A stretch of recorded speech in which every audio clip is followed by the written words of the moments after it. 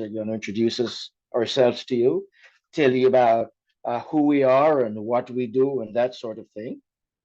Then I want to spend a few minutes talking about cannabis tourism. This is a business, an industry that I feel is going to be very large. And in my humble opinion, it is one that all travel professionals should be keeping their eyes on. Okay? Thirdly, in order for you to talk knowledgeably and intelligently with your clients, I think you need to have some understanding of what cannabis vacation is and what's involved, what their expectations ought to be. And so I'll spend a few minutes talking about the kinds of cannabis vacations that we offer. And then finally, but by no means least, we very much want to work with people like you. And I want to close by um, actually, before I even get to that, I've skipped one. I want to talk a little bit about the cannabis consumer, so you can have a little bit of an understanding of what this customer looks like. And then I want to close by suggesting a few reasons why um, you should want to work with us. So, if that sounds like a plan to you, I'll get started. Now, uh, there's a thing here I'd like to remove, and I don't know how to do it. That's blocking part of. Okay, here we go. Maybe yes. Um, so, Ganja Vacations is a cannabis vacation services company. We enable cannabis enthusiasts to book a vacation with the certainty, or perhaps confidence is a better word, that they will have access to weed on their vacation. Okay? Among other things, um, we offer a variety of cannabis forward vacation experiences that people can book through our website. Okay? These experiences or packages, as we call them, are not available anywhere else. They're unique to us. They're not even available the um, from the participating resorts. You can think of us like a very tiny mini Airbnb, except that all the properties we feature are weed friendly. Now, on our platform, you cannot just book rooms. You book an experience, book a package, as I said earlier.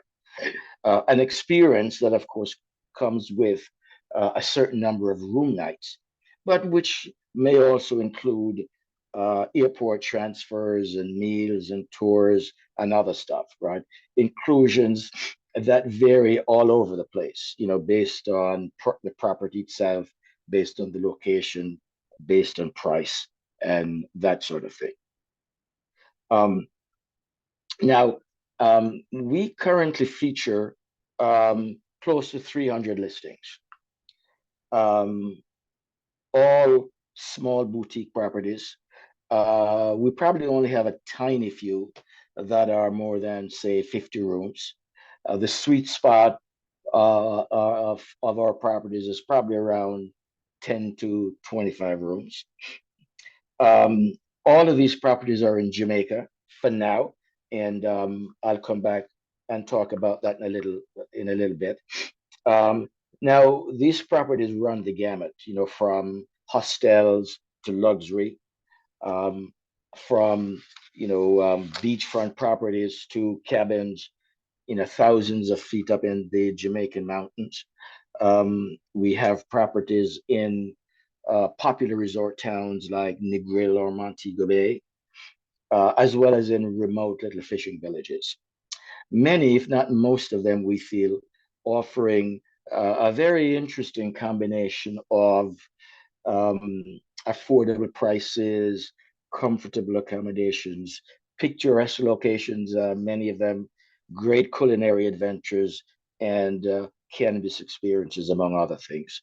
A combination of things that I think will be um, very difficult to find anywhere else. Now, we also offer tours, cannabis tours, like some of the ones you're looking at here. Um, and these are all private tours, right? Just the guests who have booked it and the guide. And in fact, these tours are by far the most popular things on our website. And that is because if you go online and you search for cannabis tours or weed tours, marijuana tours, any synonym of cannabis you want to use in Jamaica, we are at the very top of page one on Google, right? So people are finding us who have already booked a vacation in Jamaica on some other platform, right? And they're looking for activities. We're being found by people who are already in a hotel room in Jamaica and are looking for things to do tomorrow or the day after. And perhaps even more curiously, by people arriving on a cruise ship and they're looking to do a week tour for the 5 or 6 hours that they're going to be on the island. And we're getting great reviews, as you can see from the sample of testimonials that are on this page. People love what we're doing. Now, as I mentioned earlier, right now we are only in Jamaica for a variety of reasons. It made sense for us to start there. I am Jamaican, for example, so I knew the place, I knew people, that sort of thing. But Jamaica does not represent the entirety of our intentions, of our ambitions. It's just a place we chose to start, but we expect to be other places in the Caribbean and elsewhere in the not too distant future. Now, this is a very interesting slide you're looking at from our perspective, and um, we have not updated this in a couple of years, so it may not be 100% accurate, but as my grandfather was fond of saying, it's good enough for government work. It tells the story that we want to tell. But as you can see here, there are close to 20 Caribbean nations which have either recently or are in the process of liberalizing their cannabis laws. And because of this, we expect the eventual evolution of a significant Caribbean wide cannabis tourism business that we expect and intend to be in front of. Now, before we go any further, I think it might be a good thing to define what we're talking about, right? What is cannabis tourism so that we can all be on the same page? Well, I define cannabis tourism here as leisure travel with the expectation of consuming cannabis. Yeah. Usually to a place where adult use is legal, but that second part really doesn't have to be. Now, a lot of people smirk. Used to get this in the early days at the idea of a cannabis vacation. You mean I can go to Jamaica and just smoke weed? Um, yes, but if you think of it, this is no different than spending a few days up in Napa or Sonoma County visiting vineyards and sampling wine, right? The same idea. Um, I have done this. Some of you may have done it as well. And as you can see here, you know, over 25 million people do that every year. And it's a close to $9 billion, billion with a B, business. I use California just as an example, but as I am sure you know, you can do this in hundreds of places across the world, and not only with respect to wine, but I have done the whiskey trail, as it's called in Scotland. I have done bourbon tours in Kentucky. So there's nothing particularly unique about cannabis vacations or cannabis tours. Just the word cannabis spooks spooks a lot of people. Now, I've probably a couple of times already tonight talked about my optimism for cannabis tourism that it's going to be a big deal. And you may not want to believe me because I'm in the business, I may very well be biased. But as you can see from this slide, there are objective third party journalists and experts, um, who share in that optimism. Now, Forbes magazine came out with an article around mid 2022, um, in which they said that cannabis tourism in America was already a $17 billion business. And it blew my mind. I knew that it was a happening thing in some parts of America, but 17 billion was beyond my frame of reference. Most of this is, of course, happening in states like California and Colorado and Nevada, where recreational weed has been legal for some time now. But if this is already a $17 billion industry, can you imagine where this is going to go after weed is federally legalized, which we know is coming. We just can't tell you when. Oops, I just made a mistake here. Got to go back a while. Sorry about this. Okay, so I have a unique focus on Jamaica and in particular in the Caribbean in general. But as you can see from this slide, we're not the only people doing this, right? There are a bunch of other people out there offering cannabis vacations. So a good question for you to ask, especially if this is new to you, is why is this happening, right? And especially why is this happening now? And it's right there in front of you. Cannabis is um, is becoming mainstream. Um, 49% of U.S. adults say that they have tried cannabis.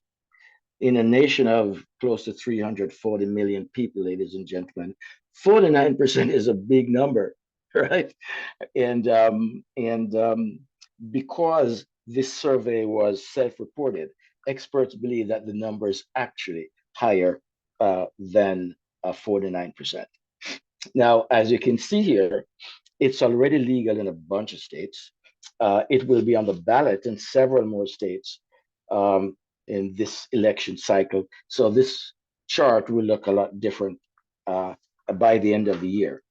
Now, we know that cannabis is very important, a very important part of the daily life and well-being of millions of Americans, right? Something that was particularly evident during the pandemic, during the lockdown, during COVID lockdown, when um, the sale of both medicinal and recreational weed skyrocketed across America. And it is our opinion that as this legalization percolates across the country and weed becomes more and more available, more ubiquitous, more available in more and more places, it is reasonable to expect, right, that weed lovers will begin to seek out cannabis friendly vacation destinations and accommodations. This is something I've believed in for a while. Okay? This was one of the foundational principles behind the creation of this company, right? Ganja Vacations. But at the time, back then in 2018, 19, when we were thinking about this, that was a hope, it was conjecture, it was a belief, it was a wish. The good news is that it is happening. Okay? Surveys now show that weed lovers are proactively seeking out cannabis friendly vacation accommodations and destinations. It is happening. Yeah. Now, very interesting slide here, which says a lot not only about cannabis tourism, but tourism in general. 50% of millennials say that access to legal cannabis is a factor in planning a vacation. And 3% of them say they have already intentionally chosen to take a vacation in a legal cannabis state. If you're in the travel business, this is something you should be paying attention to, and especially this one, because 50% of US travelers will be millennials by 2025. And if you're not paying attention, that is next year, right? So, to wrap up my little pitch about cannabis tourism, I am very bullish on it. I see lots of potential for professionals, for travel professionals, to make good money in this industry, and especially for those who have the foresight uh, to get in early. But even if you're not yet ready to jump in with both feet, it is something you should have your eyes on. Now, it is very important to note from your perspective, right, that getting involved with cannabis tourism does not mean that you have to go out and find a whole new set of clients.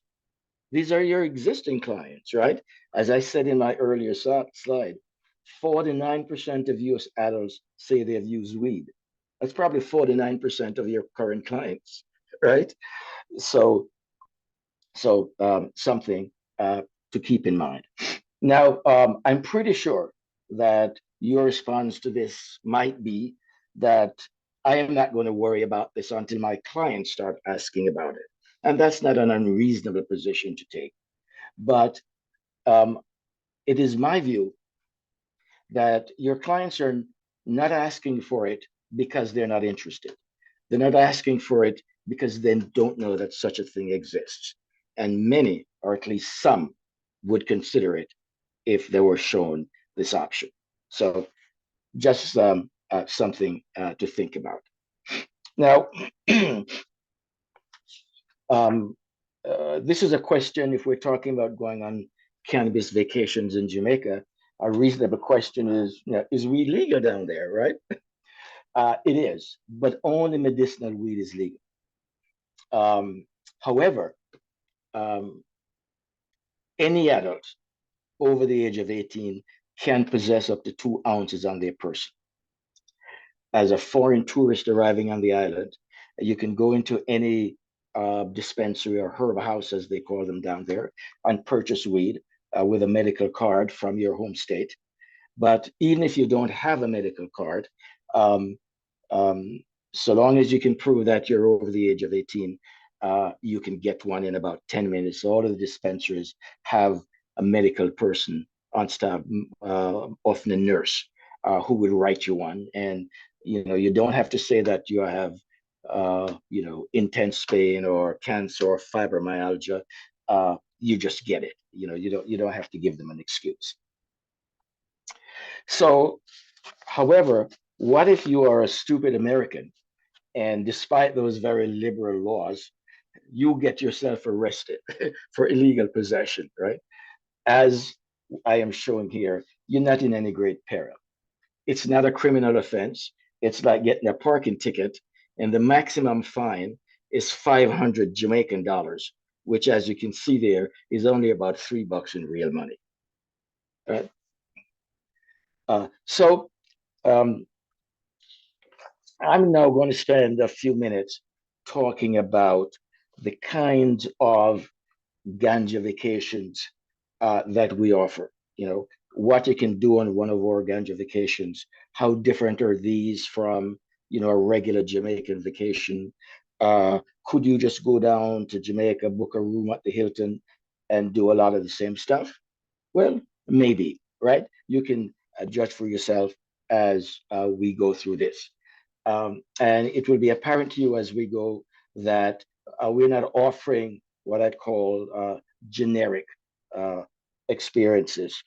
We have infinite options to tailor an experience according to the budget and the interests and of particular clients. And you will see that the things you're going to be doing are not things that you can do at Sandals.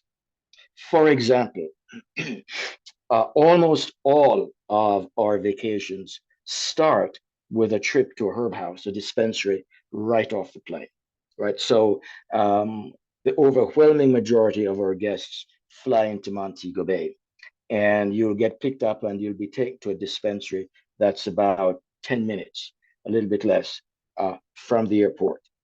You can consult with a bud tender there, uh, sample some stuff, buy a stash for the next few days, or perhaps only for your ride to the hotel, which in Jamaica could be 90 minutes away.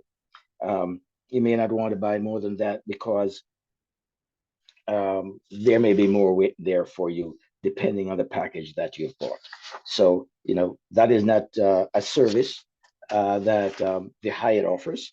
In fact, I don't know that any of anybody else in Jamaica who's doing this sort of stuff. So let's talk about certain vacation types. There's what I call the smoking getaway. This is for the guy or the gal who wants to do little more than just chill and smoke. And you'd be surprised how many people just want to do that, by the pool or by the beach or wherever. That's all they want to do. We have lots of places for this on the beach or up in the mountains. Some of these properties provide weed, and even they don't, they will hook you up to some, local area ganja farmer. Uh, then there are what I call buddy trips. Um, these are for the same kind of serious weed enthusiast, but for a group. Okay. For this, we'll take over a small guest house or a villa, so everybody can hang out together in the same space, perhaps even with their own private chef or in some sort of an all-inclusive deal. It's more intimate and private than a regular hotel. And of course, with everybody sharing the cost, this usually comes out at a very favorable per person price. Then there are wellness retreats.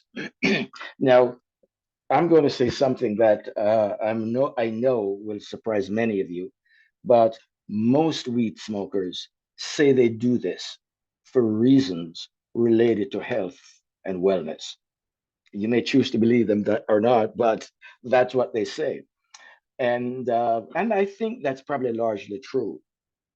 And because of that, experts believe that health and wellness is slated to be one of the biggest areas of cannabis tourism. We have several properties focused on wellness.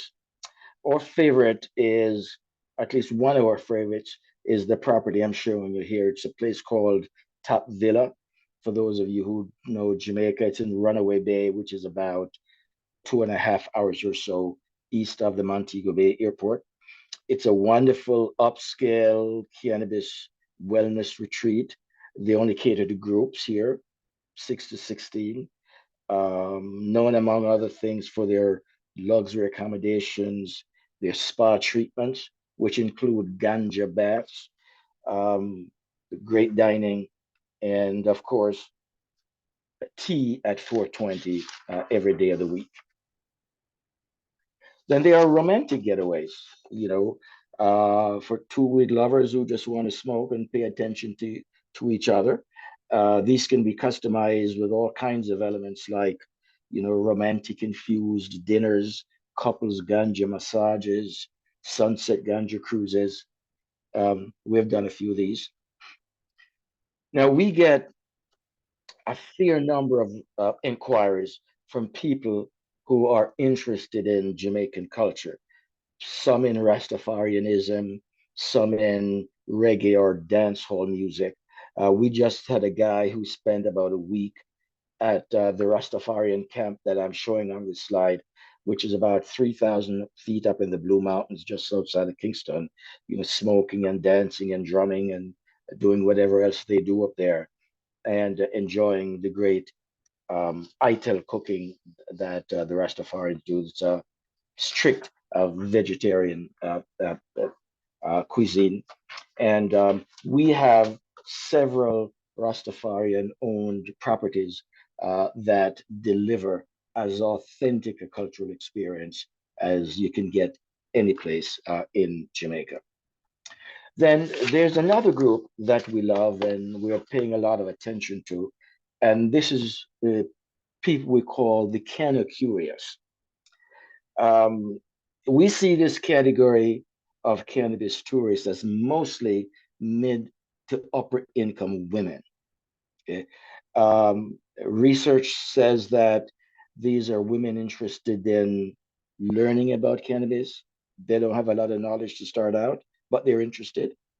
But they want to take baby steps in a safe, comfortable, no pressure environment, preferably in the company of other women. We have not done any of these yet, but we have several resort partners who are very eager to work with us on putting some of these together. Now, I am probably going to surprise you again by telling you that cannabis weddings are a happening thing in the US. Again, mostly in Western states like California and Colorado, and it's already a pretty serious business in Vegas. And and as you can see here, there's a whole industry of professionals that are now available to support this industry, from wedding planners to venues to bud tenders to decorators to caterers. Believe it or not, ladies and gentlemen, even pastors who are specializing in cannabis weddings. Now, cannabis weddings and Jamaica are a marriage made in heaven. Why do I say that? I believe that most of you know that there's probably no place on earth more associated with weed, more than Jamaica, right? But Jamaica is also the number one foreign country for destination weddings outside the United States. Lots of them happen down there. All of the resorts know how to do them, even the very small ones. And so we have our eyes focused on this business and expect and intend that in time um, we will be doing a lot of these. Now, having talked about some of the experiences we offer or can offer, I want to spend a little time talking about the cannabis consumers, because this is your client. And as you can see here, this person comes in a whole variety of shapes and sizes and income levels. At the top of the food chain here, I have young to middle-aged professionals. This, I believe, is the core customer. Um, and this is somebody you want to do business with as a travel professional. This is a person with ample disposable income who takes regular vacations, right? You're in the business of selling vacations. Seniors, I'm going to surprise you again by telling you that seniors are among the fastest growing group of cannabis consumers. I'm going to say that again. Seniors are among the fastest growing group of cannabis consumers. Many of them have turned to cannabis in lieu of prescription and over the counter drugs.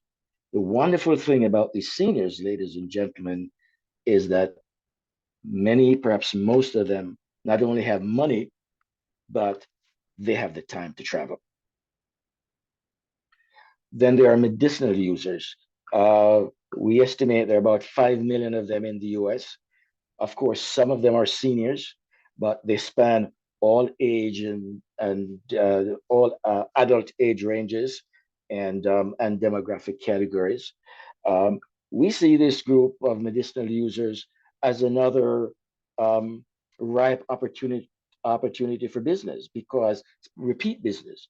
Because if somebody is traveling to a spa in Jamaica or elsewhere for treatment, and they're having success, they like the place, then it is likely that they're going to return. They're going to go back every few months or every year or something. So this that there's business to be had with this group. Now, I already talked about the cannabis curious, so I'm not going to repeat myself here, except to say that uh, we have lots of people who want to work with us there. So I'm going to end by saying that that we want to work with you. Okay, um, we see lots of opportunity for both of us to make money, and alliances with travel professionals like yourselves are essential to our plan to grow.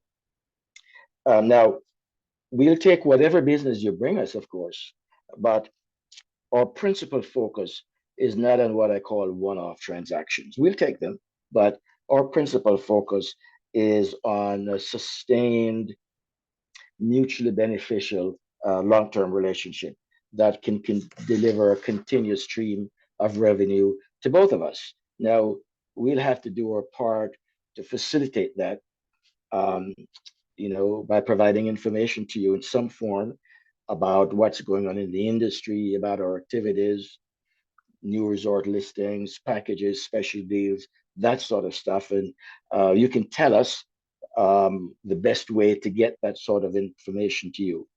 But I think perhaps one of the most important considerations from your point of view will be our commission structure. Um, a competitive commission structure. As you can see here, we are offering a base rate of 12.5%. And because we really want to incentivize our partners to focus on group business, we are adding an additional 2.5% for business over for bookings over $5,000. I believe these are attractive rates, but I will leave it to you to let me know whether or not you think that is true. We want to hear from you. So, with that, ladies and gentlemen, uh, uh, that's it for me. It was a real pleasure doing this for you. Hope you got some useful information out of it. I look forward to continuing the conversation on a one-on-one basis with those of you who are interested. My contact information is right there on the screen.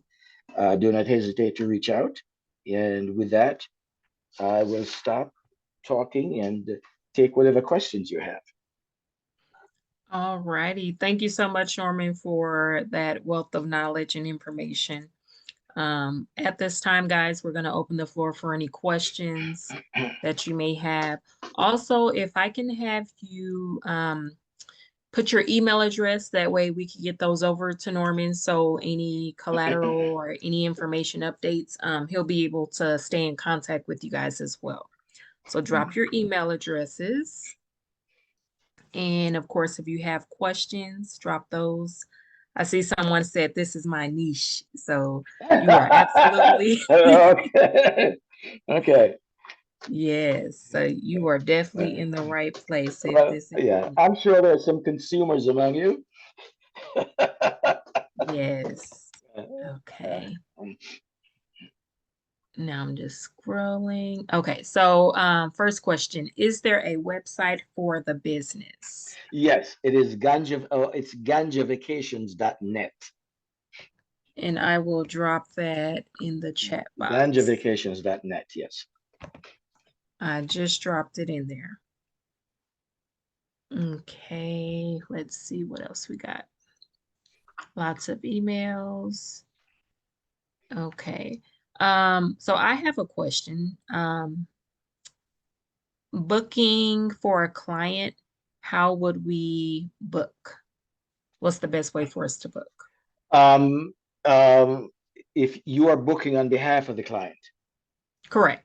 yes. Yes. Well, we'll give you, we'll give you a code number that you will use when you book, and that identifies, that associates you with the client, with that Okay. associates you with that booking rather. Gotcha. Now, is Yeah. is that a code that we get?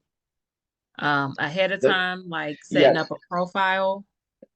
Yes, we're coming up with a new version of the website where where you'll be able to do all of that. For now, just communicate with me, drop me an email telling me that you're interested, and we'll create the code and send that to you. Awesome. Okay. Next question. How many people are considered a group? Six or more. Okay. Are we saying six people or Six six six people. rooms? Six Okay, people. gotcha. Let's see. Is there any marketing material? Um, no, we are 100% online business. We don't have any print collateral at this time.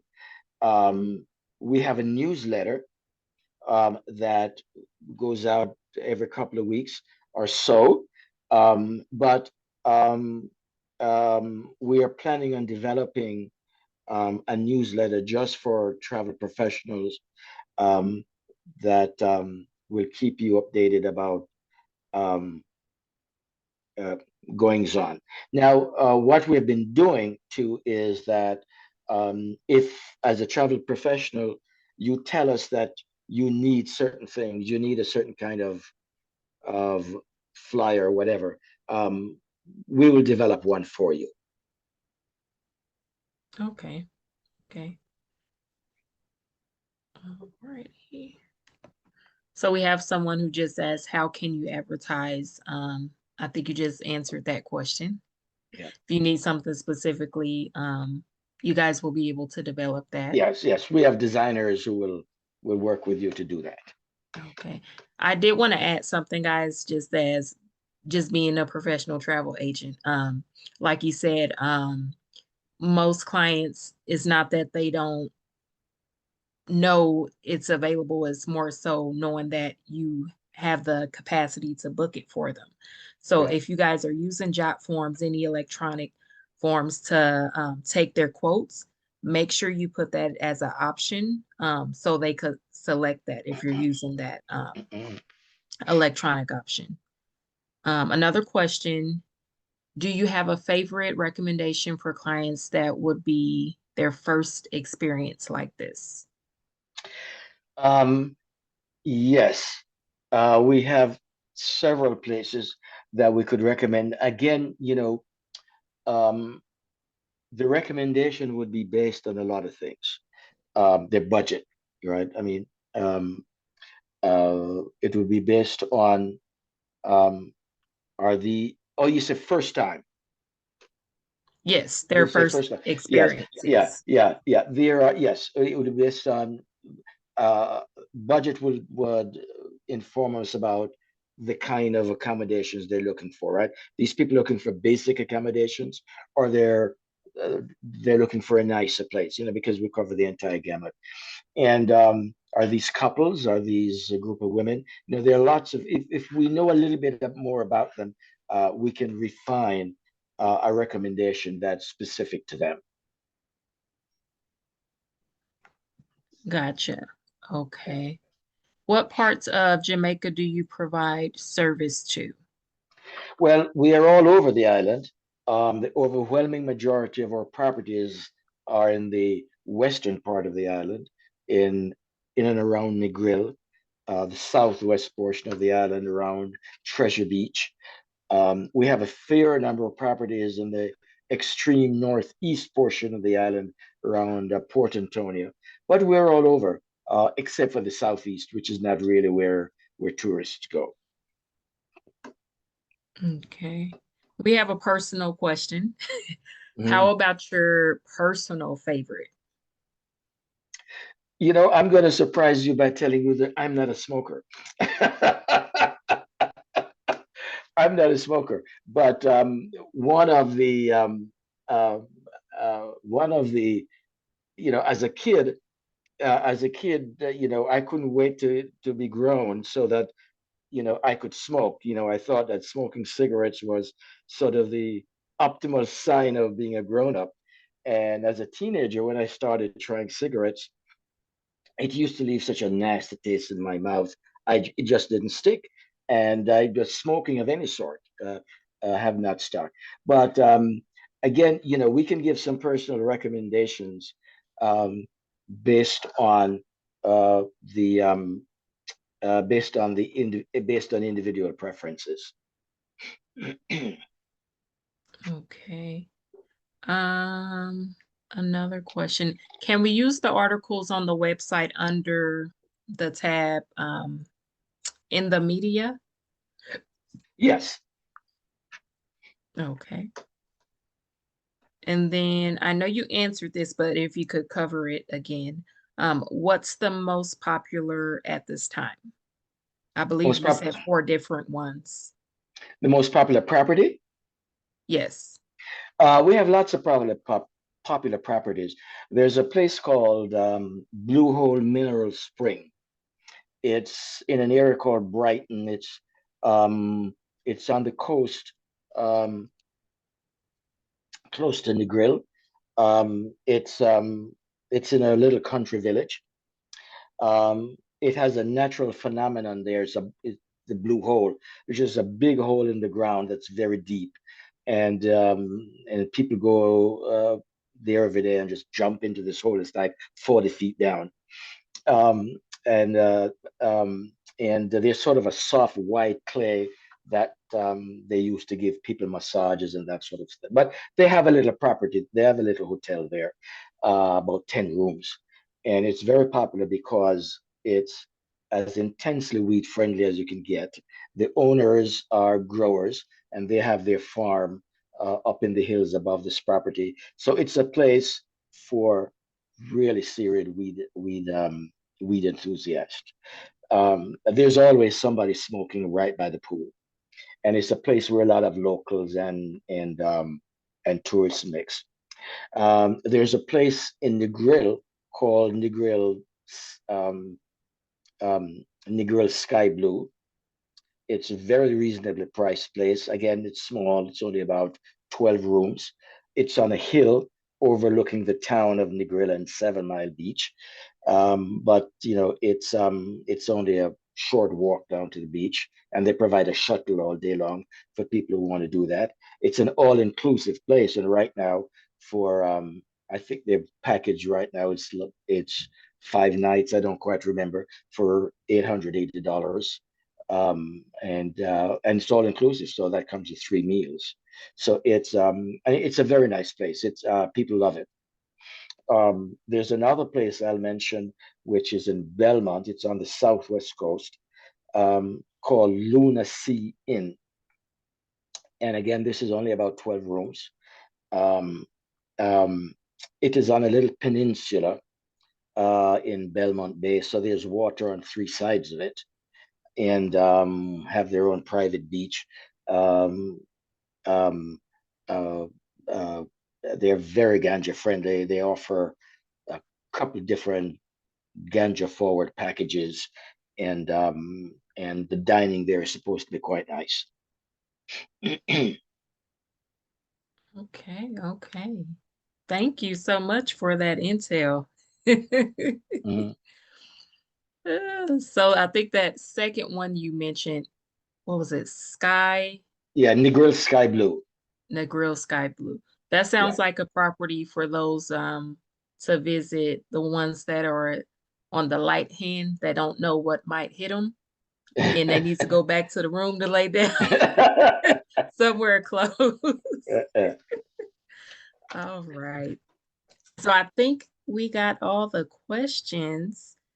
If we could just go ahead and thank Norman for taking time out of his busy schedule for us. And I'll go on ahead and let you have any closing remarks or words for us, Norman, before we close it up. Nothing more to say. I think I've said enough. You're probably tired of hearing my voice by now, but I again um, thank you much for the opportunity to do this. And I am extremely eager to begin some one-on-one conversations with folks, to hear more about the kind of business you have, the ways in which we can help you, and how we can make some money together. Awesome. Absolutely.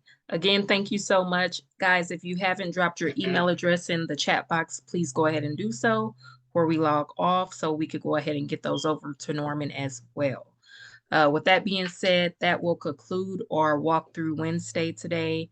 Thank you guys so much for pouring into yourself, but more so your business. And of course, have a wonderful evening. Good night, everyone. Right?